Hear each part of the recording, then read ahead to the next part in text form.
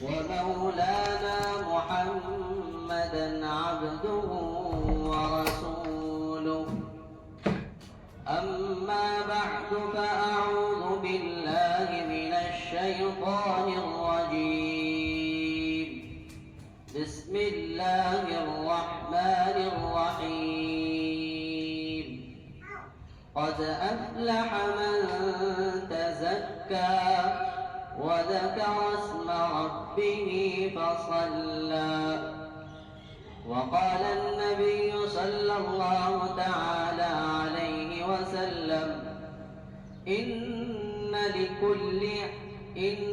لكل عيد وهذا عيدنا. وقال النبي صلى الله تعالى عليه وسلم: من صام رمضان ثم أتبعه ستا من شوال كصوم الدهر، أو كما قال النبي صلى الله تعالى عليه وسلم. الله أكبر الله أكبر، لا إله إلا الله والله أكبر الله أكبر ولله الحمد. قرآن کریم سورہ اخلاص قل هو اللہ احد، اس کی پوری تفسیر دو چار لفظوں میں نظم کی شکل میں وہاں آپ حضرات کے سامنے پیش کر رہے ہیں. قل هو اللہ احد ہے تیری وحدت کے لیے. قل هو اللہ احد ہے تیری وحدت کے لیے، اور اللہ صمد ہے تیری قدرت کے لیے. لم یلد سے ہے آیا تو نے کسی کو نہ جنا. لم یلد سے ہے آیا تو نے کسی کو نہ جنا. ہے فرمان تیرا تیری شہادت کے لیے. ہے فرمان تیرا تیری شہادت کے لیے. ایک ہی جملہ تو پہلے ولم پھر یولد. ایک ہی جملہ تو ہے پہلے ولم پھر یولد. صاف قرآن میں ہے تیری ولادت کے لیے. صاف قرآن میں ہے تیری ولادت کے لیے. پھر ولم کہے کہ یکن تو نے لہو فرمایا. پھر ولم کہے کہ یکن تو نے لہو فرمایا. کفوا اور احد ہے تیری عظمت کے لیے. کفوا اور احد ہے تیری عظمت کے لیے. چل شریعت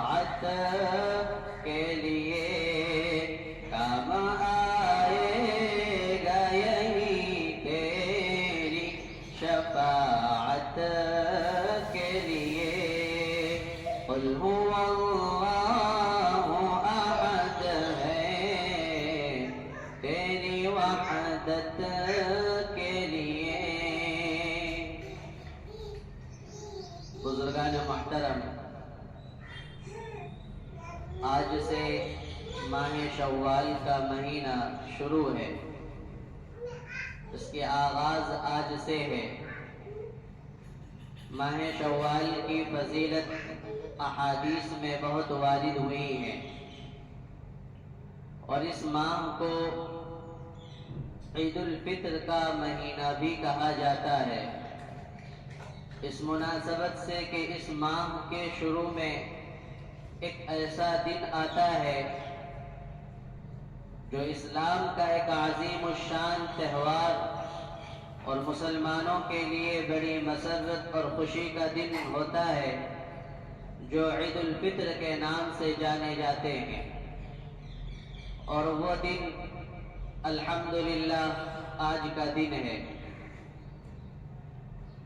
عید الفطر کا دن انعامات حاصل کرنے کا دن ہے۔ حضرت عبداللہ ابن عباس رضی اللہ تعالی عنہما سے روایت ہے کہ عید کا دن انعامات ملنے کا دن ہے، عید کا دن مغفرت کا دن ہے، عید کا دن دعاؤں کی قبولیت کا دن ہے، عید کا دن خوشیوں کا دن ہے، عید کا دن مزدوروں کی اپنی مزدوریاں حاصل کرنے کا دن ہے، رب کی رضا اس کی خوشنودی حاصل کرنے کا دن ہے۔ احادیث مبارکہ میں ایک روایت ملتی ہے حضرت سعد بن اوس رضی اللہ تعالی عنہ سے کہ وہ اپنے والد محترم سے روایت کرتے ہیں کہ جب عید الفطر کا دن آتا ہے تو علاقے کے محلہ کے ہر سڑکوں میں، گلیوں میں، راستوں میں فرشتے یہ اعلان لگاتے ہیں کہ میرے رب کے بندو، آپ کا رب آپ سے مخاطب ہے کہ میرے لاڈلے حبیب کے امتوں، میرے محبوب بندو، آ جاؤ، میرے در پہ آ جاؤ، میں نے تم پر نماز فرض کی، تم نے اسے ادا کیا، میں نے تم پر روزے فرض کیا، تم نے اسے ادا کیا، میں نے زکوٰۃ تم پر فرض کیا، تم نے اسے ادا کیا، میں نے صدقۃ الفطر کو تم پر واجب قرار دیا، تم نے اسے ادا کیا، تم نے تراویح کی نماز پڑھی، جو میں نے احکامات تم پر اتارے تم وہ سب ادا کیے، اب آ جاؤ، انعام کا دن ہے، آ جاؤ، اجر کا دن ہے، میرے بارگاہ میں آ جاؤ، میرے دربار میں آ جاؤ، نوارام کے مسلمانوں، پوری امت کے مسلمانوں، آ جاؤ، تیرا رب تیرے انتظار میں ہے، اپنے دیار میں بلا رہا ہے کہ تو آ جا اور اپنے رب سے مغفرت چاہ لے، اپنی گناہوں کو دھو لے، اپنی مغفرت کروا لے، اپنی بخشش کروا لے، انعامات لے لے، رب کے دیار میں آ جا۔ یہاں تک کہ آسمانوں میں آج کے دن کا نام یوم الجائزہ رکھا جاتا ہے کہ یہ انعام کا دن ہے، یہ انعامات حاصل کرنے کا دن ہے۔ آ جاؤ میرے بندے، آ جاؤ، کب تک مجھ سے بھاگو گے، کہاں جاؤ گے؟ آ جاؤ میرے در میں، آ جاؤ، یہاں پر آ جاؤ، اپنے رب کے سامنے جھولیاں پھیلا کر اپنی گناہوں کی بخشش کروا دو۔ قرآن میں اس نے اپنے بندوں کو مخاطب فرما کر کہا، یا ایھا الذین آمنوا توبوا الی اللہ توبۃ نصوحا، یا ایھا الذین آمنوا، اے میرے مومن بندو، اے میرے مومن بندو، آ جاؤ، توبوا الی اللہ، رب کی طرف رجوع ہو جاؤ، رب کی طرف بھاگو، رب سے مل لو، اپنی گناہوں کی بخشش کر لو۔ توبوا الی اللہ توبۃ نصوحا، سچے پکے دل سے، خالص تیرے رب کی رضا کے لیے، خالص تیرے رب کے لیے اپنی گناہوں سے توبہ کر لے۔ عسى ربكم أن لِيُكَفِّرَ عَنكُمْ سَيِّئَاتِكُمْ. امید ہے کہ تیرا رب تیرے گناہوں کو مٹا دے گا، تیرے سیئات کو حسنات سے بدل دے گا، تجھے پاک و صاف کر دے گا. وَيُدْخِلَكُمْ جَنَّاتٍ تَجْرِي مِن تَحْتِهَا الْأَنْهَارُ. وَيُدْخِلَكُمْ، اور تجھے داخل کرے گا ایسے باغات میں، ایسی جنتوں میں جس کے نیچے سے نہریں بہتی ہوں گی، جس کے نیچے سے نہریں بہتی ہوں گی. اس نے قرآن کریم میں ایک اور جگہ اپنے بندوں کو مخاطب کیا. ایسا معلوم ہوتا ہے کہ وہ آیت آج کے دن کے لیے منطبق ہو رہی ہو. اس نے فرمایا وَتُوبُوا إِلَى اللَّهِ جَمِيعًا وَتُوبُوا إِلَى اللَّهِ جَمِيعًا أَيُّهَا الْمُؤْمِنُونَ وَتُوبُوا إِلَى اللَّهِ جَمِيعًا أَيُّهَا الْمُؤْمِنُونَ لَعَلَّكُمْ تُفْلِحُونَ. میرے مومن بندو، آ جاؤ اکٹھے ہو کر، ایک ساتھ ہو کر، جماعت کی شکل میں جم کر کے، سارے مل کر کے وَتُوبُوا إِلَى اللَّهِ، رب سے توبہ کر لو، رب کی طرف رجوع ہو جاؤ، رب کی بارگاہ میں آ جاؤ، اس کی رحمت کے آغوش میں آ جاؤ. آج اس کی رحمت جوش میں ہے، آج اس کی رحمت جوش میں ہے. وہ اپنے بندوں کو بلا رہا ہے. صبح کا بھٹکا ہوا شام کو آ جائے تو بھٹکا ہوا نہیں کہلاتا ہے، گم شدہ نہیں کہلاتا ہے. میرے بندو آ جاؤ، کل بھی تیرے ساتھ میری رحمت کا، میری کریمی کا، میری رحیمی کا معاملہ رہا، آج بھی تیرے ساتھ ہے. وَتُوبُوا إِلَى اللَّهِ جَمِيعًا، ایک ساتھ آ جاؤ، سب مل کر رب سے توبہ کر لو، اس کی طرف رجوع ہو جاؤ. آج تو انعامات کا دن ہے، آج تو خوشیوں کا دن ہے. ایھا المؤمنون لعلکم تفلحون، تاکہ تم کامیاب ہو جاؤ، تاکہ تم کامیاب ہو جاؤ. ہائے کیسے کیسے لوگ بھی گزر گئے دنیا سے. اس کی ذات کتنی رحیمی کی ہے، کتنی کریمی کی ہے. حسن بصری رحمت اللہ علیہ کا زمانہ ہے. ایک اولاد اپنے والد کے جانے کے بعد مال و دولت وراثت میں کافی مل گئی تو عیاشی میں مبتلا ہو گیا، زناؤں میں مبتلا ہو گیا، شراب نوشی میں مبتلا ہو گیا. ایک بوڑھی ماں تھی، ہمیشہ سمجھاتی رہی بیٹا توبہ کر لے، بیٹا توبہ کر لے، رب کی کہیں پکڑ نہ آ جائے، اپنے رب سے دل لگا لے، اس سے وفاداری کر لے، اس سے یاری لگا لے، اس سے بے وفائی نہ کر. دنیا بے وفا ہے، جس سے تو وفا کر رہا ہے آجا اس سے وفا کر لے جو وفاؤں کا وفا ہے. بیٹا جوانی میں مست رہا، کبھی سمجھا نہیں، کبھی بجھا نہیں، ماں برابر سمجھاتی رہی، حتیٰ کہ ماں کہنے لگی بیٹا چل، حسن بصری رحمت اللہ علیہ کی خدمت میں بہت بڑے اللہ والے ہیں، بہت بڑے بزرگ ہیں، اللہ کے نیک بندے ہیں، ولی ہیں، چل ان کے پاس جا کر توبہ کر لے. بیٹا اپنی جوانی میں مست رہا، کبھی احساس نہ ہوا، بالآخر رب کی طرف سے اسے پکڑ آ گئی.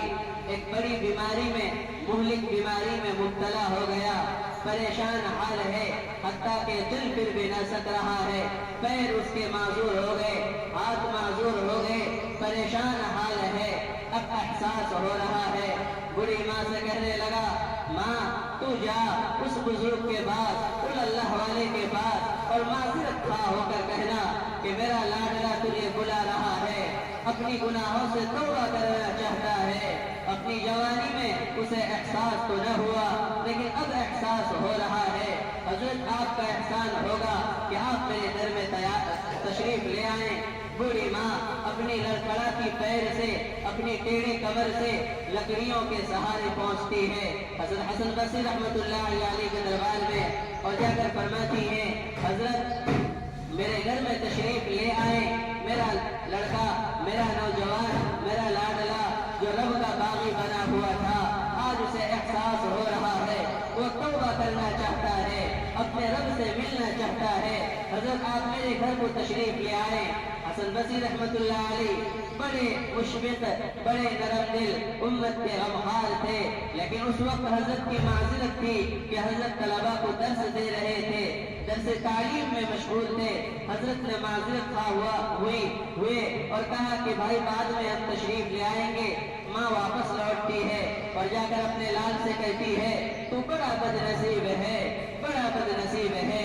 حضرت نے آنے سے انکار کیا، وہ لڑکا رونے لگا، کپکپانے لگا، آنکھوں سے آنسو جاری ہے، آسمان کی طرف بار بار دیکھ رہا ہے، اپنی نگاہ کو اٹھا رہا ہے اور اپنی ماں سے کہہ رہا ہے ماں دو وصیت کر کے جاتا ہوں، دو وصیت کرتا ہوں، تو وعدہ کر میرے سے کہ میری موت کے بعد جب میری روح پرواز کر جائے، جب میں دنیا سے چل دوں تو میرے ساتھ دو کام کرنا۔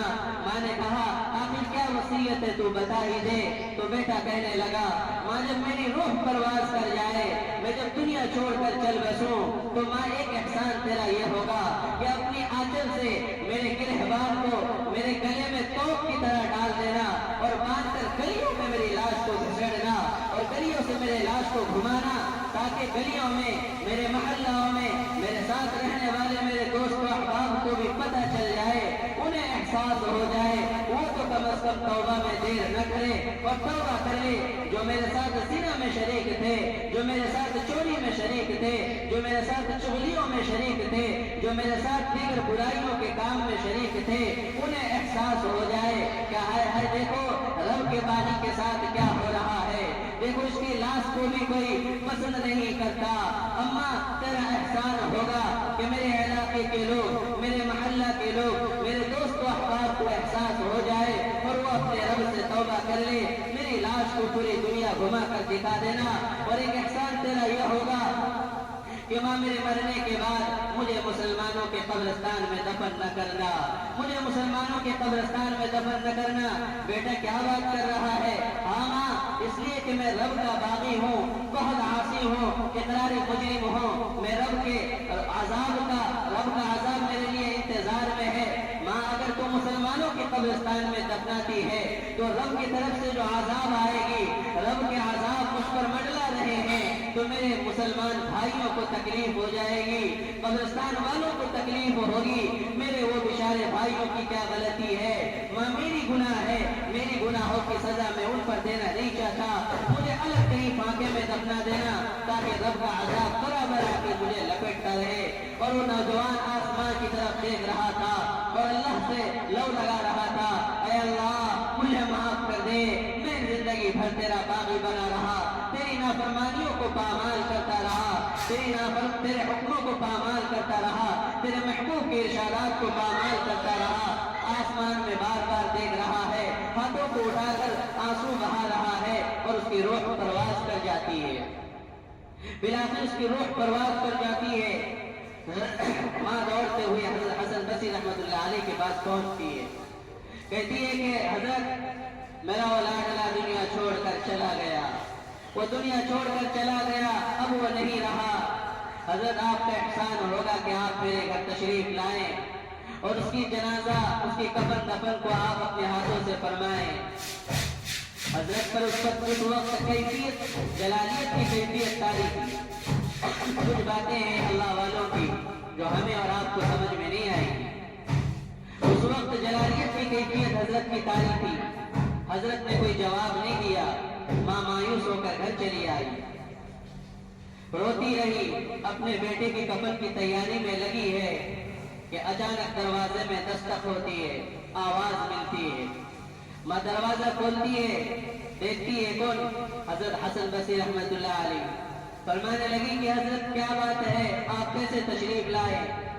فرمانے لگے وہ اللہ کا ولی کہاں ہے، وہ اللہ کا دوست کہاں ہے، وہ اللہ کا لاڈلا کہاں ہے، مجھے اس کو اس کی کفن دفن کرانی ہے، مجھے اس جنازے کی نماز پڑھانی ہے، وہ اللہ کا محبوب بندہ کا ہے۔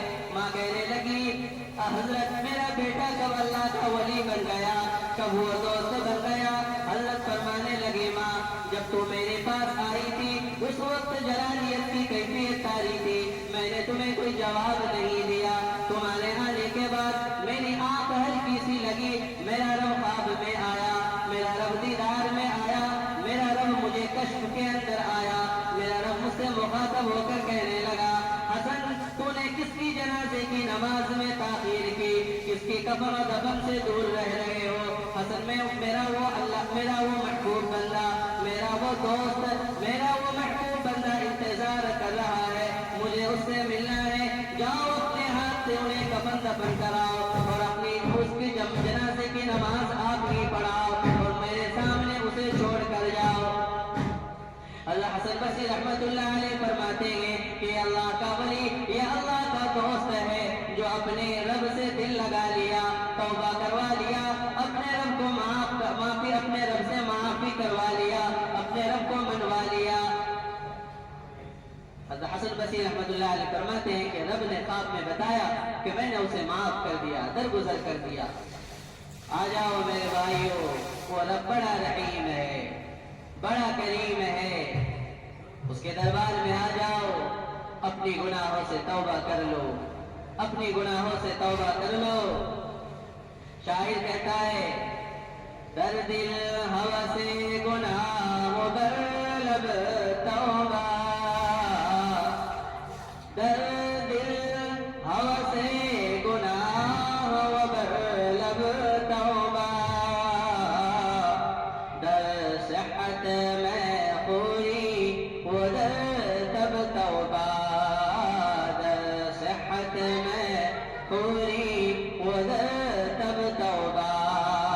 شاعر کہہ رہے در دل ہوس گناہ، ہمیشہ دل میں گناہوں کی ہوس رہتی ہے اور لب پر ہے توبہ، یعنی زبان پر ہے توبہ۔ جب صحت ہوتی ہے، جوانی ہوتی ہے، تب اس وقت شراب نوشی، عیاشی، رب کی باغیت میں اترے ہوئے ہوتے ہیں، اور جب بیمار ہو جاتے ہیں تب توبہ کرتے ہیں۔ آگے شاعر کہتا ہے ہر روز شکست نست ہر شب توبہ، ہر روز شکست نست ہر شب توبہ، زی توبہ نادرست یا رب توبہ، زی توبہ نادرست یا رب توبہ۔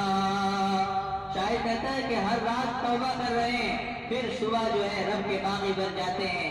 ابھی عید کا موقع ہے، ابھی توبہ کریں گے، پھر شام میں چلیں گے کہ نئی پکچر ریلیز ہوئی ہے، چلو دیکھنے چلتے ہیں۔ شب قدر کا موقع آیا تو توبہ کر لیا، پھر شب قدر گزرا، پھر وہی اپنی زندگی میں آ گئے۔ جمعہ آئی، توبہ کر لی، پھر سنیچر سے وہی میدان چلے۔ شاعر کہتا ہے بابا ایسے توبہ سے ہے توبہ، ایسی توبہ کی کوئی فائدہ نہیں ہے کہ صبح توبہ کرو، شام کو پھر وہی گناہ میں شامل، شام کو توبہ کیا، صبح پھر وہی گناہ میں شامل۔ یہ توبہ نہیں ہے، یہ توبہ کے ساتھ بھی بغاوت ہے۔ توبہ بھی شرما جاتا ہے ایسے توبہ سے، ایسے توبہ کی ضرورت نہیں ہے۔ توبہ کا مطلب یہ ہے کہ تم نے ابھی ایسی توبہ کی کہ اے اللہ کل قیامت تک تا حیات زندگی دوبارہ میں اس گناہ کو کبھی نہیں کروں گا، بلکہ اس کے وہم و خیال سے بھی دور رہوں گا۔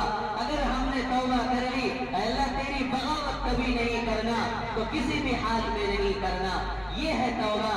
نہ شاعر کہہ رہا ہے کہ زی توبہ نا درست یا رب توبہ، ایسی توبہ کی بابا ضرورت نہیں ہے کہ صبح توبہ کیا کہ پھر شام کو رب کے باغی میں اتر گئے۔ تو میرے بھائیوں آ جاؤ، آج رب کی رحمت جوش میں ہے، انعامات کے ملنے کا دن ہے، خوشیوں کے دن ہے، آپ کا رب آپ سے خوش ہے۔ کل رمضان کے مبارک کے مہینے آپ نے قربانی دے کر آئی ہے، آج توبہ کر لو، سچے دل سے توبہ کر لو۔ ہم نے زندگی میں رب کی بہت بغاوتیں کی ہے، اس کے حکموں کو بہت توڑا ہے۔ ہر آدمی جانتا ہے، ہر اعتبار سے جانتا ہے کہ ہم اپنے رب کے ساتھ کیسی بغاوت کی ہے۔ اپنے رب سے توبہ کر لو، سچے دل سے توبہ کر لو۔ اللہ پوری امت کے گناہوں کی توبہ کو معاف عطا فرمائے، پوری امت کی توبہ کو قبول عطا فرمائے، ہم سب کی توبہ کو اللہ قبول عطا فرمائے۔ 3 منٹ ہے۔ ایک حدیث آپ کے سامنے پڑھی، من صام رمضان ثم اتبعه ستا من شوال کصوم الدہر۔ آقا صلی اللہ علیہ وسلم کی روایت ہے شوال کے مہینے کی کہ رمضان کے بعد شوال کے مہینے میں جو بندہ یا بندی 6 روزے رکھیں گے گویا کہ اس نے پورے سال روزہ رکھا، پورے سال روزہ رکھا۔ تو اب یہ 6 روزے ضروری نہیں کل ہی سے شروع کریں، یہ بھی ضروری نہیں کہ 6 روزے مسلسل رکھیں، آپ کو اختیار ہے پورے مہینے میں جس طرح چاہیں، ایک ساتھ 2 رکھ لیں، پھر 2 دن گیپ دے دیں، ایک رکھ لیں، پھر کچھ دن گیپ دے دیں، پھر ایک رکھ لیں، پورے مہینے میں 6 روزے مکمل کر لیں۔ آقا صلی اللہ علیہ وسلم کی روایت ہے، مستحب ہے، ہر ایک نیکی کے بدلے 10 گنا اجر ملتا ہے۔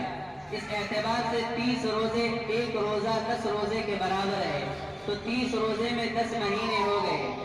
اب 2 مہینے باقی رہے سال کے، وہ یہ 6 روزے